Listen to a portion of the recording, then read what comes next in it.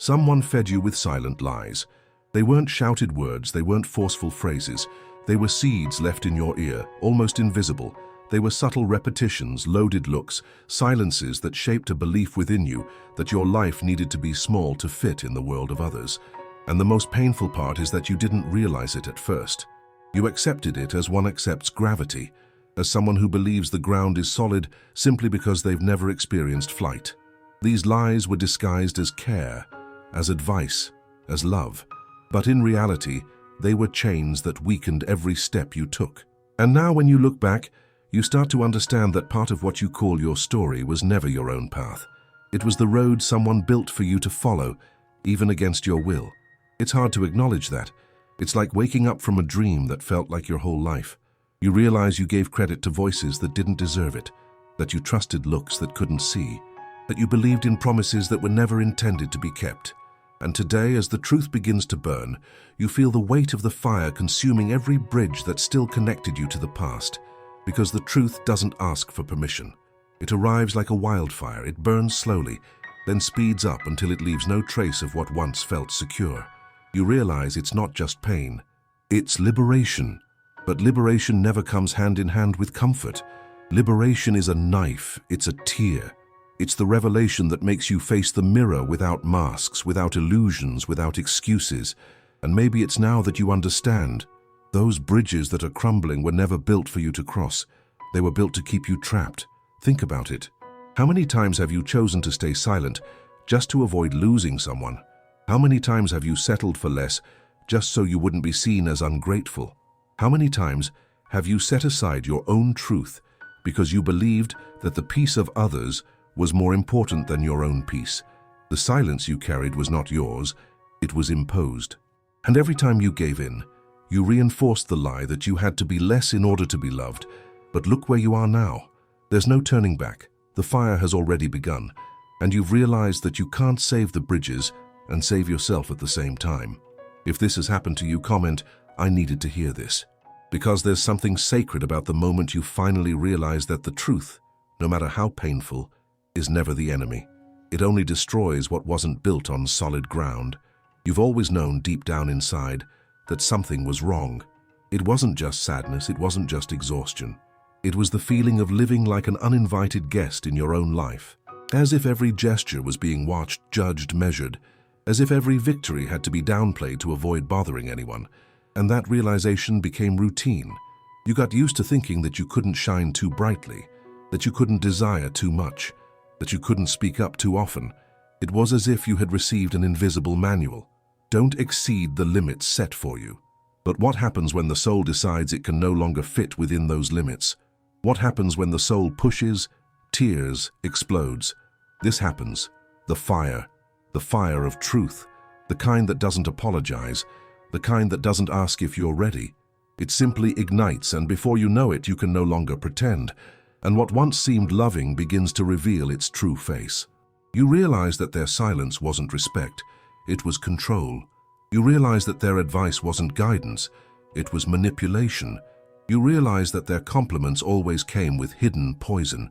Now, every memory you revisit seems charged with a different light. You ask yourself, how did I not see this before? But the answer is simple and painful.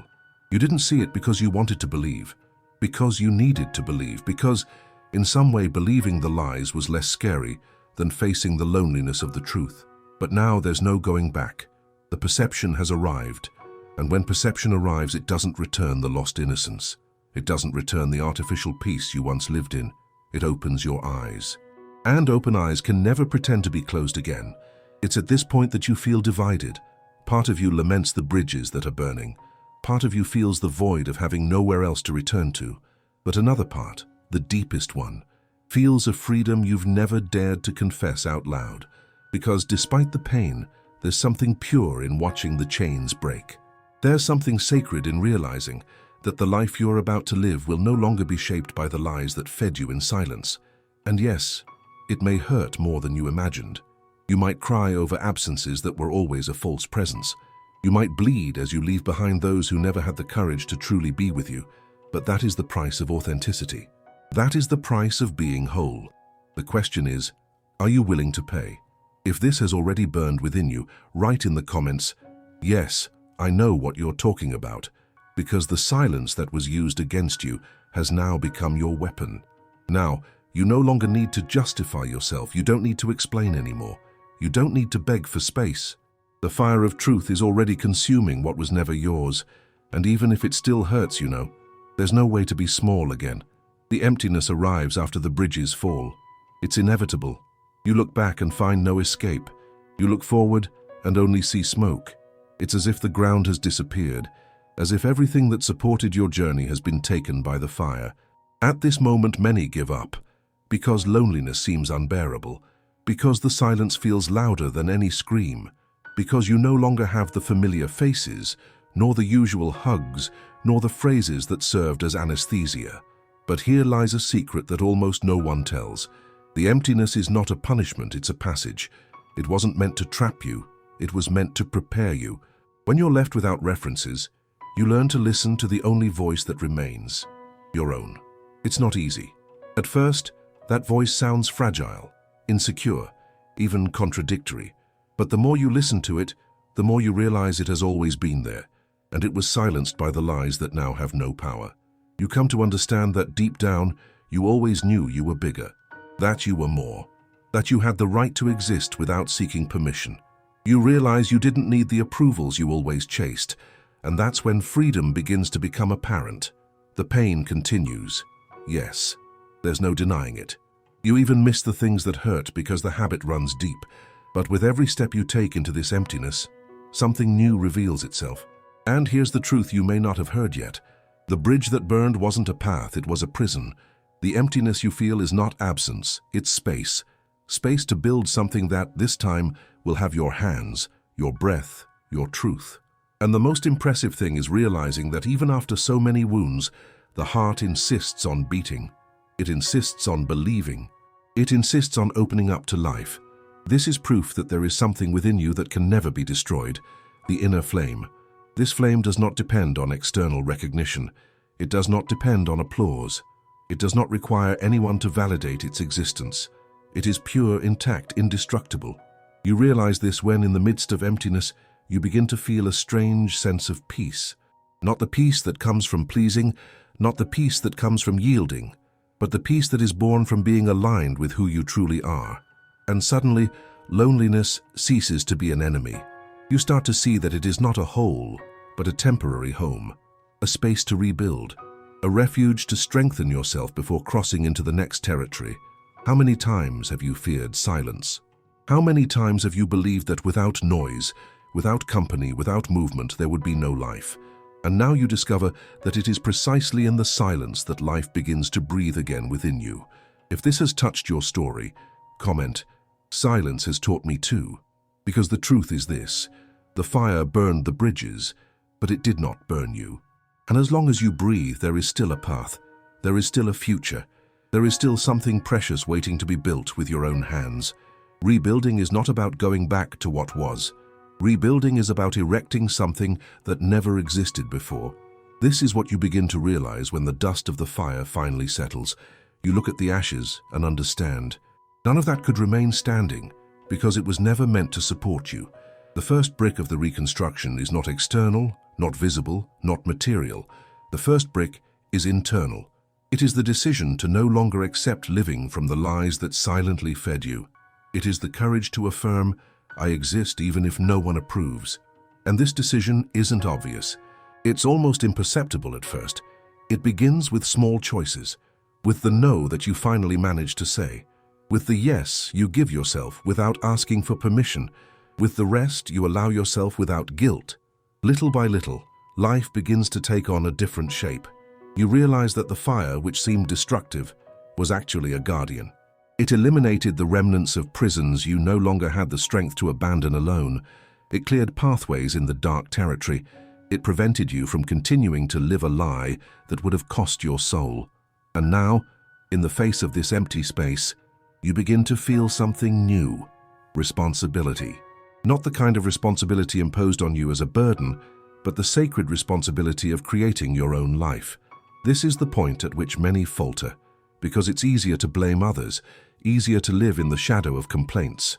But you weren't born for ease, you were born for truth. And truth demands presence. Truth demands decision. You realize you can no longer transfer the mission of making you happy to others. You can no longer wait for someone to recognize your essence before you do.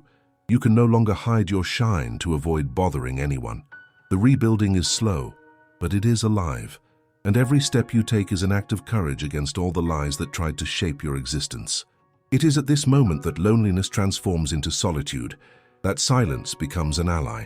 That emptiness reveals itself as a fertile field waiting for your seeds, and the question that echoes is, what seeds will you plant?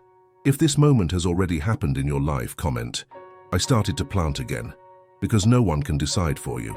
No one can choose the harvest that will be yours, but you can. And by realizing this, you understand that the freedom that once scared you is, in fact, your greatest protection. As the bridges burned, new roads began to open up. Roads that don't lead back, but forward. Roads that do require courage, yes, but also offer the promise of a life where you can finally feel whole. And when you least expect it, the flame that once burned as destruction now warms as guidance. The truth which seemed like an enemy now becomes an ally. You discover that what was used to silence you has turned into the very path of your voice. The new road doesn't appear fully formed before your eyes. It doesn't show up paved, lit, with signs pointing the way. It emerges raw like packed earth. It appears as a possibility, not a guarantee. And that's exactly what's frightening. You realize there's no longer a script written by anyone but you. Every step now is a choice. Every decision is a seed. Every word you speak carries the weight of creation. There's no longer an excuse to follow invisible orders. There's no longer a prison disguised as comfort. And this freedom hurts because it doesn't allow you to hide. But it also heals because it gives you back the right to exist without masks. You begin to notice your relationships changing. Those who only knew how to connect with your diminished version now find no space for you. They drift away or try to pull you back into the chains, but you no longer fit them. At the same time, different people start to emerge. People who recognize your truth without demanding that you bend. People who aren't afraid of your light. People who aren't bothered by the fire burning within you. It's strange because part of you still wants to cling to what was familiar. But when you feel the presence of those who truly see you, you realize how accustomed you had become to crumbs. How much you accepted less by believing it was all you deserved. The perception becomes increasingly clear. You were never too difficult, never too much, never wrong. You were simply too big to fit into the silent lies that fed you. And now, every choice becomes an act of affirmation. The work you decide to accept or decline. The friendship you choose to nurture or let fade. The habit you allow to flourish or cut off at the roots. All of this shifts from being automatic to being conscious. The truth has burned the bridges, but it has also illuminated the path. And the more you walk, the more you realize that there is no way back. You couldn't pretend, even if you tried. This is where you start to feel something that once seemed impossible. Gratitude for the fire. Because without it, you would still be bound by invisible chains. Without it, you would still be believing in the same lies. Without it, you wouldn't have recognized the strength you carried. If this resonates with you, write, I know the value of the fire. Because the fire didn't come to destroy you. It came to destroy what never belonged to you. And when you understand this, the fear of loss begins to dissolve. You realize that you only lost what was meant to crumble, and that everything that is true endures, resists, and is reborn. The road remains long. There are still challenges. There are still uncertainties. But now you no longer walk as a prisoner. Now you walk as someone who knows that life, even in ruins, can bloom again. And it will bloom. Because the truth, once realized, cannot be forgotten. There comes a moment when rebuilding stops being mere survival and begins to transform into purpose. You realize that you were not only a victim of lies, but also a guardian of a truth that no one could extinguish. And it is in that instant that something opens up inside you, as if a silent door reveals what has always been hidden. You are not here just to endure, but to illuminate. The road that once seemed uncertain now stands out as an inevitable destination. Every scar becomes a map. Every pain transforms into a compass. Every silence you carried reveals itself as training to hear what is essential. And you realize you didn't walk in vain. You didn't lose in vain. You didn't burn in vain. Everything had meaning, even when it seemed like nothing but chaos. This is the power of perception, to see what was once hidden, to feel what was previously numbed, to honor what was once ignored. Now you understand that life is not just about keeping bridges standing, but about recognizing which bridges should never have existed. Because your mission is not to cross false paths. Your mission is to forge authentic pathways, even if they have never been walked before. The world needs your voice, it needs your courage, it needs your presence. Not the reduced version, not the shaped version, not the version that accepted silent lies. The world needs you in your entirety. And perhaps this is the hardest part to accept. You are not broken, you are being revealed. You are not lost, you are being rediscovered. You are not alone, you are being repositioned. And that's why the fire was necessary. It didn't come as punishment, but as a call to burn away the papers that didn't belong to you, a call to tear off the labels that were never yours, a call to reclaim the territory of your own life. Can you see that now? Can you feel that the weight of the lie no longer defines your steps? Can you realize that the pain that seemed like an end is in fact a beginning? Your story doesn't end in ashes, it begins in them, because it is in the ashes that you find the raw material to create something no one can take away. And when you raise this new life, it will not be based on approvals, but on truth. It won't be supported by manipulation, but by authenticity. It will not be shaped by fear, but by courage. You no longer need to wait for someone to validate your existence. You no longer need to beg for affection at tables that only offered leftovers. You no longer need to hide so you don't bother anyone. You are free, and this freedom cannot be given or taken away, because it comes from the realization that only you can carry. Maybe you feel like you still don't know how to live from this freedom, and that's okay. Nobody is born ready for the truth. The truth is learned step by step, breath by breath, stumble by stumble. But know this, every step you take is already a victory against the lies that tried to shape you. Every conscious breath is already a resistance against the silences that wish to silence your voice. Every challenge faced is a testament to the strength that cannot be erased.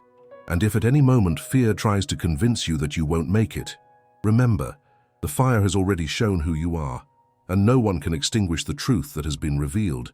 Now it's you and the path. You and life. You and the purpose that ignites from the ashes. If this resonated with you, comment, "I choose to rebuild." And remember one thing, this conversation doesn't end here. In the next video, I'll take you even deeper, not just about how to deal with the truth that burns, but about how to transform that very flame into creative strength for every choice you make. This was just the first part of the journey. The next will reveal the side that no one sees. I'll see you there.